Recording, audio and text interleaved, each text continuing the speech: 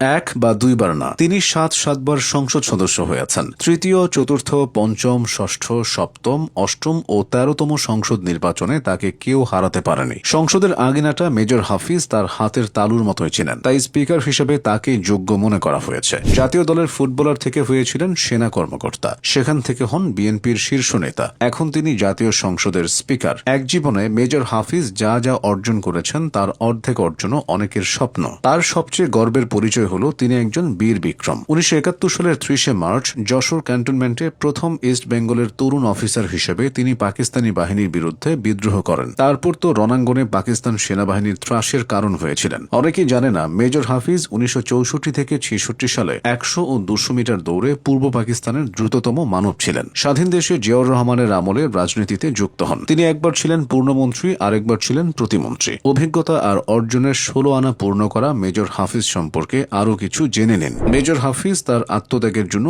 বেশ প্রশংসিত। তার চোখের সামনে অনেক নবীন রাজনীতিবিদ দলের পদ পদবি বাগিয়ে নিলেও তিনি এসব নিয়ে কখনো অভিযোগ করেননি। তিনি ভোলার লালমোহনের সন্তান। 50-এর দশকে তার বাবা ডাক্তার আজহারউদ্দিন আহমেদ ছিলেন বরিশালের হাতে গোনা 10 জন চিকিৎসকের একজন। তার বাবা 1962, 1965 এবং 1970 সালে ভোলা আসনে তিনবার সংসদ সদস্য হিসেবেও নির্বাচিত হয়েছিলেন। এদিকে ছোটবেলা থেকেই হাফিজউদ্দিন ছিলেন খেলা পাগল। হাফিজউদ্দিন আহমেদ 1959 সালে ম্যাট্রিক এবং 1961 সালে আইএ পাশ করে ঢাকা বিশ্ববিদ্যালয়ে ভর্তি হন। ঢাকা বিশ্ববিদ্যালয়ে পড়ার সময় ফুটবলার হিসেবে তার নাম ছড়িয়ে পড়ে। পড়াশোনা শেষে 1968 সালে সেনাবাহিনীতে কমিশন নিয়েছিলেন খেলাধুলা অব্যাহত রাখবেন বলেই। মুক্তিযুদ্ধের আগে তিনি পাকিস্তান সেনাবাহিনীর একজন চৌকস অফিসার হিসেবে খ্যাতি অর্জন করেন। এরপর শুরু হয় স্বাধীনতার সংগ্রাম। মুক্তিযুদ্ধে যোগ দেওয়ার পর ক্যাপ্টেন হাফিজ 600 জনকে ইস্ট বেঙ্গলে রিক্রুট করেন। জেড ফোর্সের কমান্ডার লেফটেন্যান্ট কর্নেল জিয়াউর রহমানের অধীনে তিনি এই ইউনিটের নেতৃত্ব দেন এবং বেনাপোল, কামালপুর, গৌরীপুর,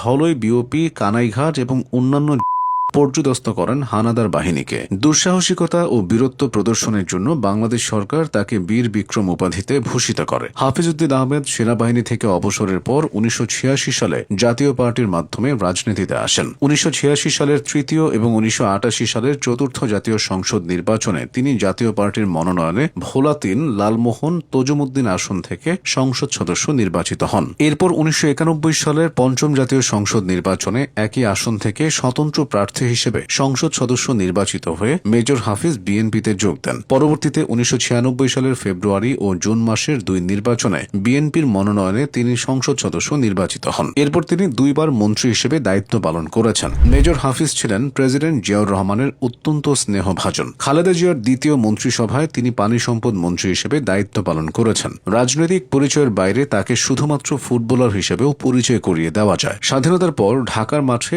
ডাবল হ্যাট্রিক করা প্রথম খেলোয়াড় ছিলেন মেজর হাফিজউদ্দিন। কিন্তু রাজনৈতিক কারণে তিনি স্বাধীন বাংলাদেশের জাতীয় দলে ডাক পাননি। তবে ফুটবল থেকে তিনি কখনো পুরোপুরি দূরে থাকেননি। তিনি বাফুফের সভাপতি এবং এশিয়ান ফুটবল কনফেডারেশনের নির্বাচিত সহসভাপতি ছিলেন। এসবের পাশাপাশি মেজর হাফিজ ফিফার আপিল ও ডিসিপ্লিনারি কমিটির সদস্য নির্বাচিত হয়েছিলেন। ফিফা তাকে 20 শতাব্দীতে বাংলাদেশের সেরা ফুটবলারের সম্মানে ভূষিত করেছে। ক্রীড়া জগতে মেজর হাফিজের অসামান্য অবদানের জন্য 1980 সালে তাকে জাতীয় ক্রীড়া পুরস্কারে ভূষিত করা হয়। রাজনীতিবিদ, সেনা কর্মকর্তা এবং ফুটবলার মেজর হাফিজউদ্দিন আহমেদ যেন একের ভেতর অনেক।